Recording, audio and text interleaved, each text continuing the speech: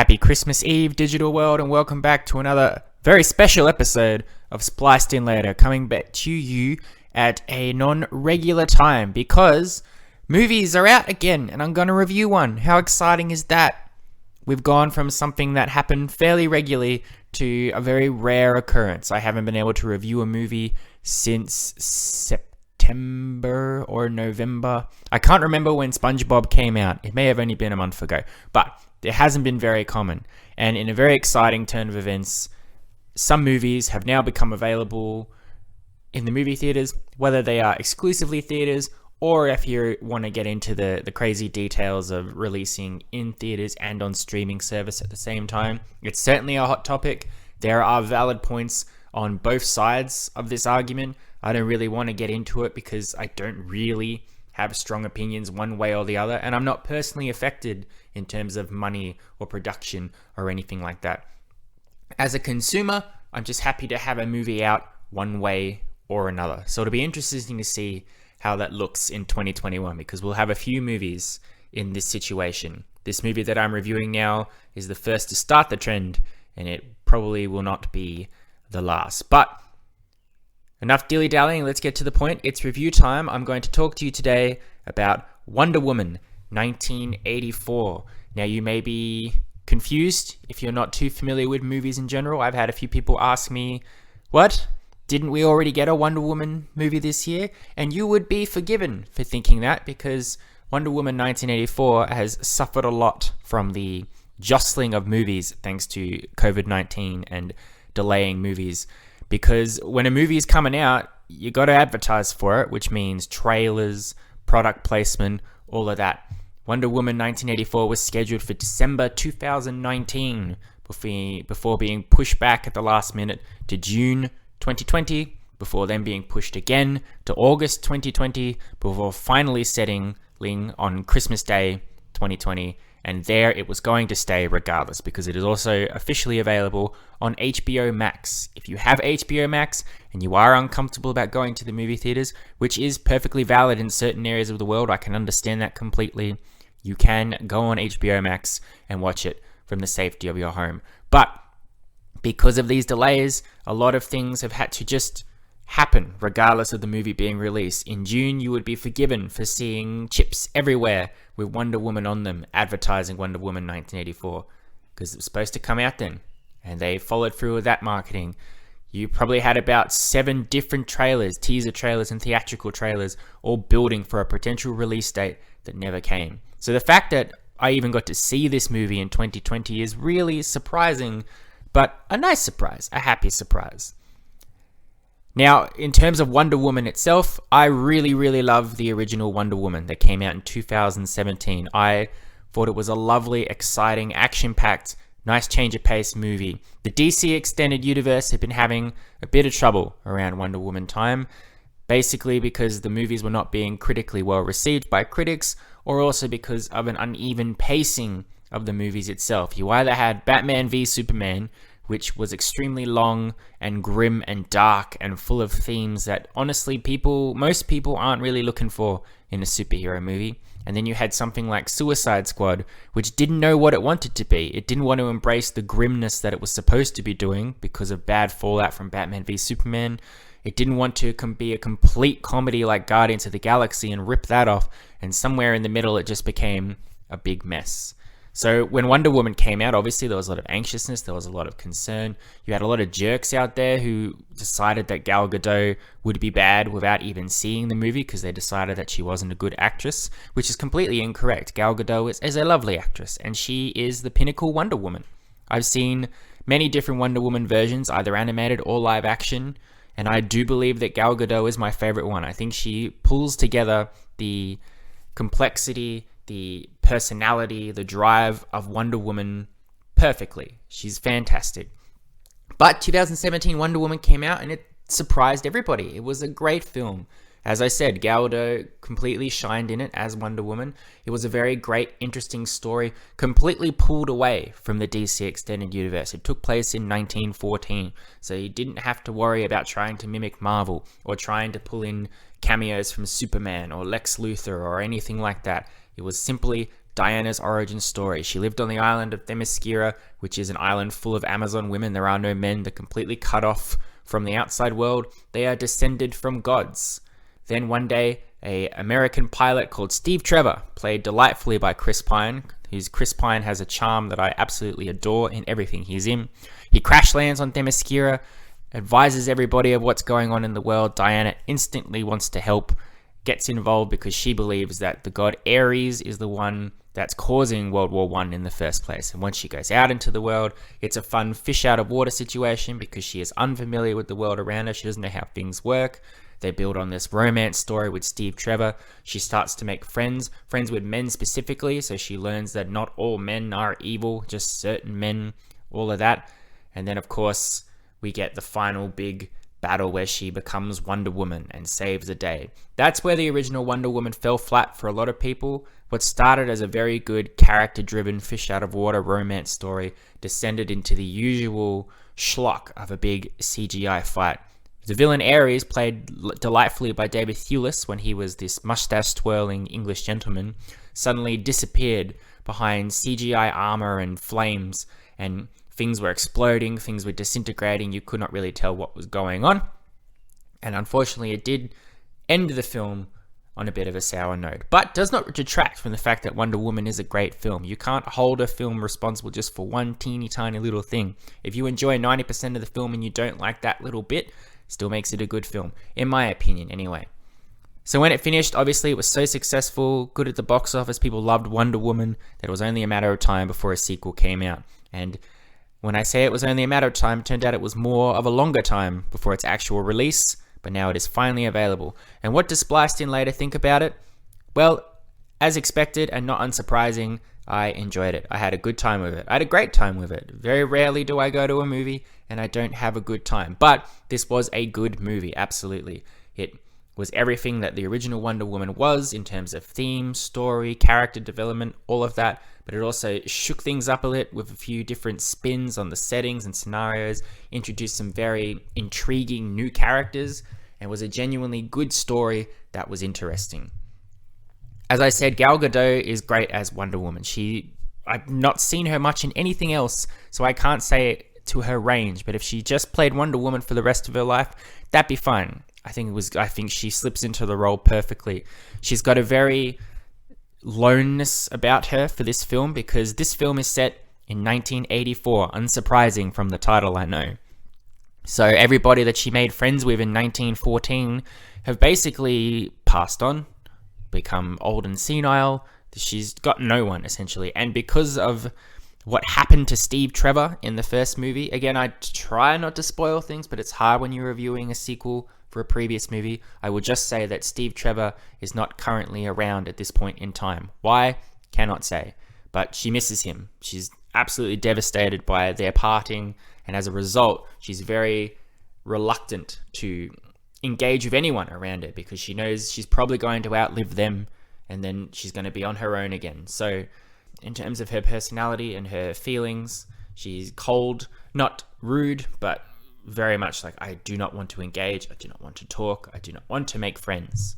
But for a series of events, she meets this woman called Barbara Minerva, played by Kristen Wiig, who is the exact opposite of Diana in terms of confidence, of personality, in terms of making friends, whereas Diana can't seem to go anywhere without somebody wanting to talk to her. People refuse to talk to Barbara. They don't notice she's there. She's easily forgotten, and she herself is very insecure about it. She knows that no one really cares about her. She has no friends, and that really impacts her view of the world.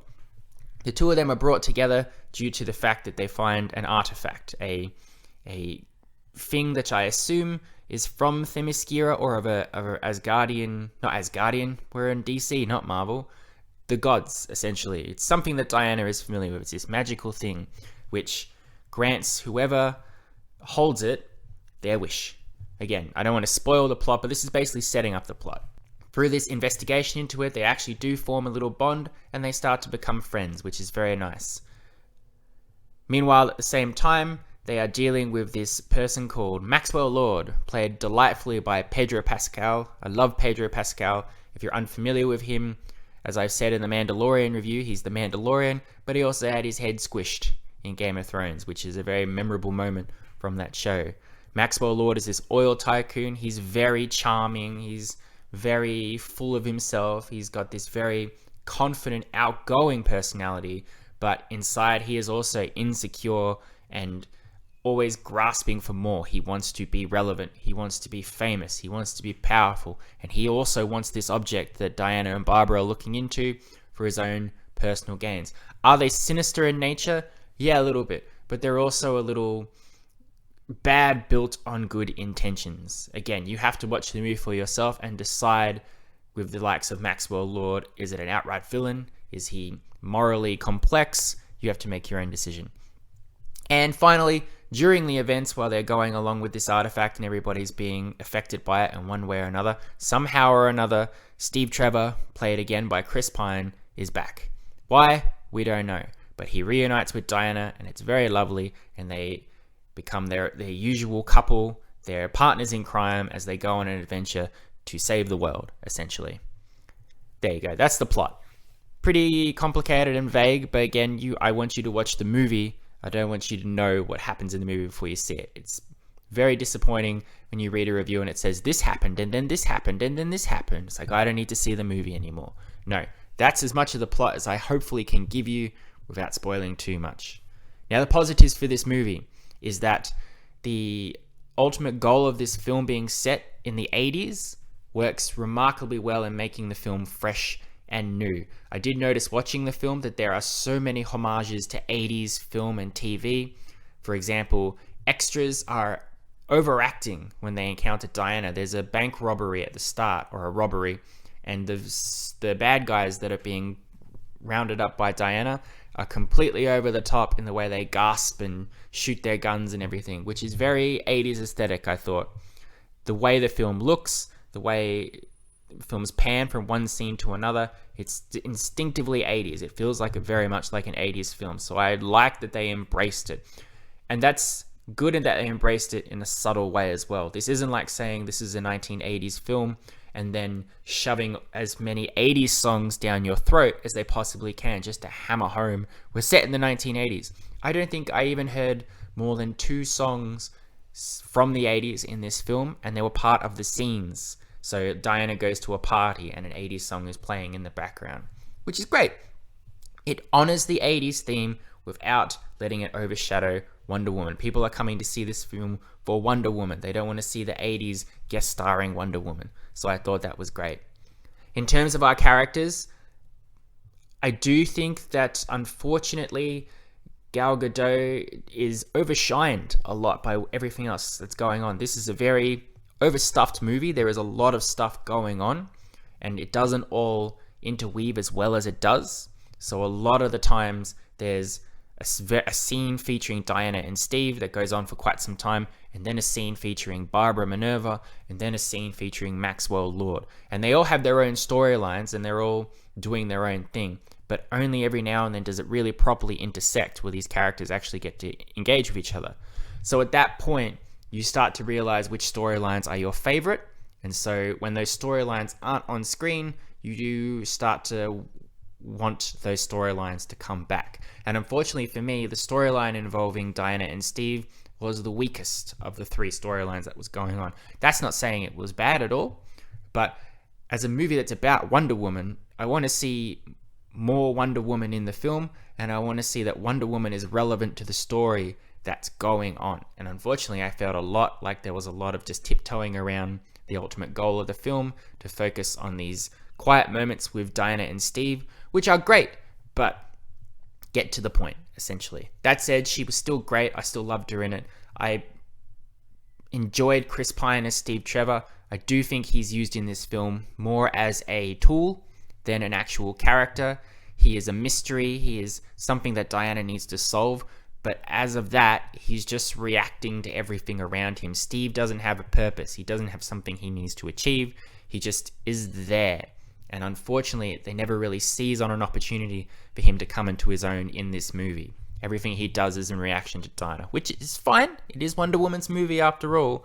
But if you're going to bring back Steve Trevor, and Steve is such a big part of Diana's life, and he is such a big character of his own from the first Wonder Woman, and indeed Chris Pine makes him his own character, Give him more to do, more of a purpose. Make him a character, not just a sidekick or someone to go, I don't understand, and then someone will explain it to him. Again, I don't know if this is a reference to the 80s. It could be a reverse reflection on how a lot of 80s movies where the main star had the female love interest who just gasped and went ooh and ah and I don't understand and just reacted to everything going on. If that's the case, it's very clever, but it's not that clear. And as a result, it needs to either be so obvious that you get it or not at all. And that's unfortunately what I got from this movie. However, our new characters, Barbara and Maxwell Lord, I loved them. I loved their portrayal by Kristen Wiig and Pedro Pascal, respectively. And I thought their drives and their storylines were very interesting and entertaining. And I was excited to see them doing stuff in the film, which is a positivity for a sequel. Very rarely in sequels do they introduce new characters and they get to shine and be their own thing. I suppose, though it's a negativity at the expense that Wonder Woman is overshadowed by these characters, they do very well at establishing the drives of these characters, the personality, the things they want, making them more than just two-dimensional antagonists or sidekicks that are introduced just to add new characters to the flavor of the Wonder Woman universe. Barbara's journey as she goes through her awkward, insecure self and then she starts to become more confident as the film goes on is very interesting to watch, and Kristen Wiig is great. What I love is that she doesn't fall back into what I've seen in a lot of Kristen Wiig productions, in that she does the same sort of comedy thing in everything. I noticed it in Ghostbusters and a few other things. Kristen Wiig is just playing a Saturday Night Live character, essentially. That is not the case here. She absolutely embodies this new character of Barbara as this insecure person, and she's confident and she moves on as the movie goes along. But it's all believable and it's not played over the top, and she doesn't fall into slapstick comedy or awkward comedy or anything like that. You feel for her a lot and you want her to succeed or to do well or all of that stuff in the movie, even at times when you probably shouldn't. Alongside that, Maxwell Lord, Pedro Pascal, at the very start, you know this is the guy that's going to be the villain of the film. He's got villainous intentions, he's got villainous goals. But they throw some extra stuff in there, so you do feel for the guy as well. You do not see him as this outward villain that wants to take over the world. He has a son. He's trying to be a good father to him, but he's not doing a very good job. He just wants to succeed in business, but no one's giving him a chance. He just wants to be relevant, to be known. He just wants people to appreciate him. He wants to leave his mark on the world, but no one gives him the time of day. No one gives him the chance, and he's desperate to achieve some sort of goal. But he never goes, I'm going to kill to get what I want. I'm going to betray other people. I'm going to murder, anything like that. His ultimate goal for world power, and eventually that leads to his villainous journey, is just a desire to be relevant to the world and to make a difference, which we can all fall into that category. You know, we all want to leave our mark on the world. We all want to not have just gone through this world and just be forgotten. We were just here and then we weren't. And sometimes it feels like other people get the opportunity to do that more than we do. Where do the opportunities that come to us? How do we achieve them? What do we have to sacrifice to get there? It's interesting character, interesting concept, much better than the Maxwell Lord character of the comics, who's just a basic, another Lex Luthor type character, full-on evil guy who wants to do evil things. Now, the story itself, I really enjoyed the story, but, and here's where we get into not the negatives of the film, but stuff that held it back for me from being a truly great film that I love and want to rewatch over and over again. This movie is 2.5 hours. It absolutely doesn't need to be. There are a lot of meandering shots in this film. There are a lot of moments where scenes just go on for far too long. And there's a point where if you're sitting in the theater and you go, right, I understand, I know the point of this scene, and then it continues to go on and you're starting to think, okay, move along to the next one, that's a bit of an issue. If you took maybe 3 or 4 of the scenes in this film and cut out all that extra baggage that was in there, you could knock it down to a full 2 hours. A superhero film doesn't need to be 3 hours. Avengers Endgame, yeah, that's 3 hours, but was finishing multiple storylines from multiple different movies. It needed that 3 hours to finish everything. This is just a sequel to Wonder Woman, and it's not even a direct sequel because it's so pulled away from 1914. Even Themyscira, where Diana comes from, it's just a brief scene at the start of the movie, and then we never go back to it again. We never reference those characters again. So we don't need a really, really long shot of Diana looking around at people in the street, and then it keeps going on and on and on. We don't need a really, really long shot of Barbara feeling uncomfortable walking around in heels. And then you go, yeah, I get it. She doesn't like heels. And then it keeps going on and on. Even Maxwell Lord, when he's talking to people, he has conversations with people that just seem to reiterate the same point over and over and over again. And you go, okay. And it really does pull you out of the film because you just feel a bit exhausted because the movie is so long and you're not getting to the point. And that's the issue here, is its pacing as well. As I said, the story is great when it finally gets to it. The story does not race to tell you what the point of this movie is. And I felt for the first 40 minutes of this film, I did not know what the purpose was. There were a couple of scenes here involving Diana, a couple of scenes here involving Barbara, a couple of scenes here involving Maxwell Lord. They were not connecting much or relevantly speaking, and they were so disconnected in terms of what the personal goals of each of these characters were, I wasn't sure how they were all going to conglomerate together. It takes its time to get to that point. That said, because of that, by the time I got to the point where the movie became interesting, I was exhausted. I was tired. I was been waiting for so long for something to happen that by the time it did, it had almost lost my interest, essentially, which was a shame. I think for this movie to be really great, cut out all that extra baggage, beef up the connection of the storylines, so make them weave a bit more, give Wonder Woman more to do with the other storylines so that she's just as interesting and exciting and all that, and make sure Steve Trevor not just there with no particular purpose than to solve a mystery. That said, great film. Looks great too. I will say, for all the haters of the CGI fight at the end of Wonder Woman, I would probably take that over a few shots in this film, which I don't know. I don't want to hold it against the people making it because possibly that's the limit of technology. I'm not sure. There are a few scenes in here where Diana is jumping and they like to slow it into slow motion. I assume the potential of this is that you're supposed to go, wow, that looks great. Isn't she amazing? Isn't she powerful? But because the CGI does not look good, I don't know if it's because of how it's planted in the backdrop or anything like that. It looks bad. It looks laughable in certain cases. And I know that's what I'm not supposed to be feeling. So I know that's not the intention of the film. So my advice there would be, if the CGI looks bad, don't make it slow motion. We can still marvel at Diana jumping really far or jumping into the sky or lassoing onto lightning and swinging along or whatever. You slow it down, you start to go, that's looks strange. I don't know. I'm not sure about that. But again, that's probably just a pet peeve of mine. That may not be an issue for everybody. I just think it was a moment that was unintentionally hilarious. There are a few moments in this film which are unintentionally hilarious. Whether that's a reference to 80s aesthetic or an accident, not sure. But I did giggle a lot in this film, and I'm not sure I was supposed to. Overall, to wrap it up, Wonder Woman 1984 is a good film. It's a good sequel to Wonder Woman. It has great new characters. Wonder Woman's great. Steve Trevor's great.